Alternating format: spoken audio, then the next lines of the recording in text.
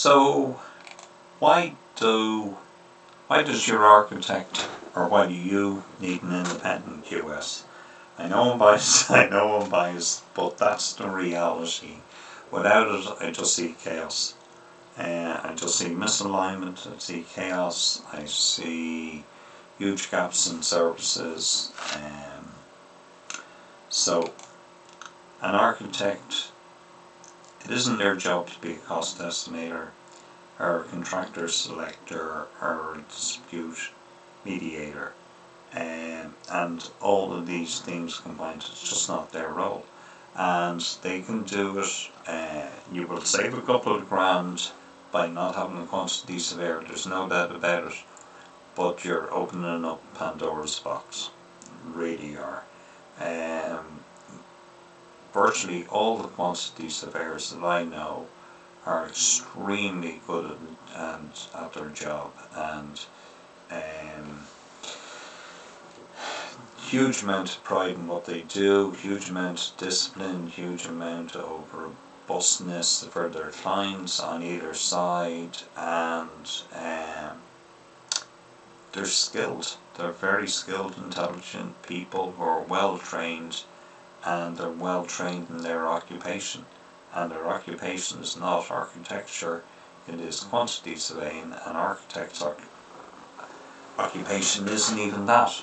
They are both occupationally conditioned, and that goes into neurological defaults, and then essentially you're asking an architect, or possibly, to be misaligned with their own value system. Their job is to create, their job isn't to account, and it's a misalignment, and that leads to friction and leads to skill gaps. And one of the most intelligent architects that I know had a conversation with him, and I said, I just said something very simple. I said, yeah, check that out in bill of quantities. And he said, I don't have, I don't do Excel. It's different skill sets. So, and there's different mindsets along with skill sets, so it's totally misaligned. I know I'm biased, I do know I'm biased, but architects are, it's a structural problem, psychically structural problem.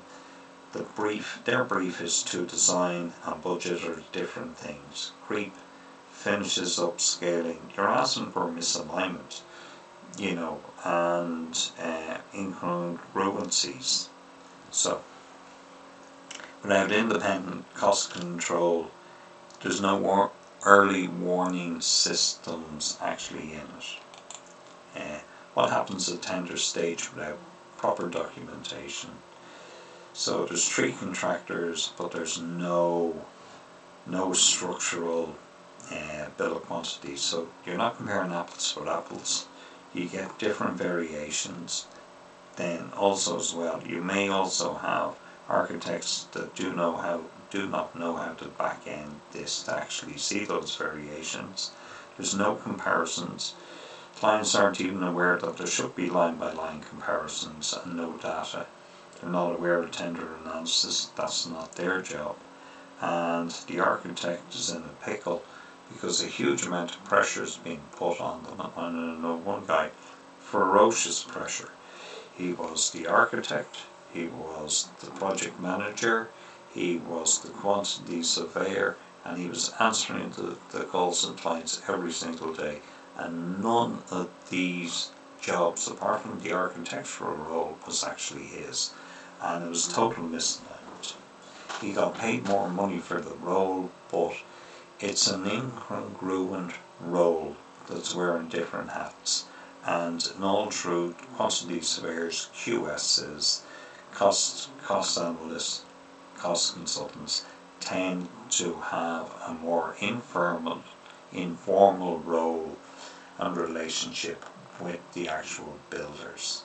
I was on a job site today, 8:30 meeting, I was the first one there. First guy I met was the contractor, then 10 minutes later the architect came, top guy, and then meeting was done. Then I ended up spending half an hour with the foreman, and I ended up spending another 40-50 minutes with the builder. And architects don't do that. It's not their role. It's not theirs relationship either. So, but Three Ways an independent QS actually supports an architectural practice or clients. Three ways to do this: pre-tender cost plan, tender documents for analysis, bill of quantities, contract stage, and certification. So there's a whole pile of processes the QSs do in the background. So pre-tender cost plan gives you a benchmark of where you're going based upon local Dublin rates. Tender analysis gives you a comparison apple against apples with a written report. Then you have contract stage based upon the tender bill of quantities, and then you have comparison, and then you also have stage certification based upon monthly valuations. Pre-tender cost plan breaks down the elements in details: current prices, PC sums clear, contingencies discussed and open, presented to the client along with the drawings. This needs care. You cannot rush this process, and you can't just be emailing it over to people, because people often get a terrible shock at this stage. So this needs to be done in a holding, containing, respectful manner. Can't be rushed. And I will often try and meet them, or the architect will, depending upon relationships, locations, timelines. And I'll certainly be open for conversations and discussions after this. And then budget gaps before tender need to be discussed. So this informs strategy. Is it actually doable? Is it the project actually winnable and doable at this stage? So then tender documentation and analysis, bill of quantities is the center of all of the process. Then we have tender analysis based upon the returned bill of quantities, and then we have documentation for proof of where the cost plan went to the tenders. And there can be scope of gap here. Design, PC sums, inflations, scarcity of builders, scarcity of materials. We're a small open economy, so costs can increase. At stage certification stage, what does a QS do? Business decide, evaluates the work, writes recommendations of payments, and it protects the client from overpayment. And this is vital, because I've seen situations where people have overpaid 80,000-90,000. So that is so it's a safeguard. That's the bottom line. We're independent. We don't work. I work with a few builders. There's one builder that I actually do work for regularly. He's not my tender list. He's a good guy. He's from Dundalk. Hardly ever see him. Hardly ever see the guy. But that's okay too. And he does most of his work on the north side, and I do most of my work on the south side. So I do have preferential builders. You end up with relationships that are based on trust, and over the year you may put 10-15 builders on tender lists, and in reality over time you're going to find that each one of them will get 2 or 3 projects. So you end up having preferences for them, relationships, and you also know who can do what and when and how fast, and who's most appropriate for which client.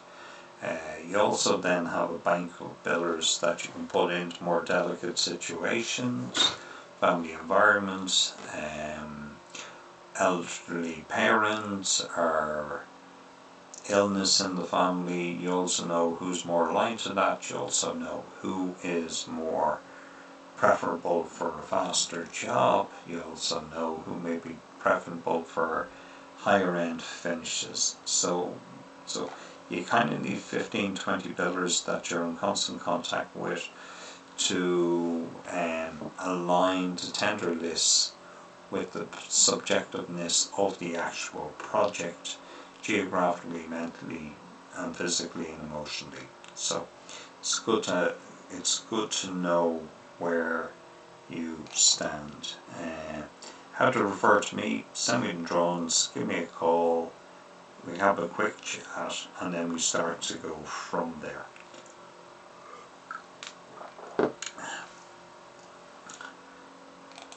So my cost plans, $650 for a cost plan. This is square meter analysis, which is broken down into elementary components.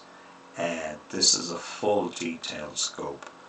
This is a mini little bill of quantities with as much information as well, and I've since upgraded this to a client care pack. So at that stage, and then for full QS services, 10,000 plus the VAT, up to 650, then up to $1 million, it's 12,000 plus the VAT, and then after that increments 2,500 per 500,000, because my work involvement, and I do fixed fees. I do fixed fees for alignment with the client. So if you want to give me a call, please do so anytime. Drop me an email. Okay, best regards. Hope all's well. Appreciate you spending this time. It's the most precious thing we have all. Thanks very much. Look after yourselves. Thanks, folks. Bye bye.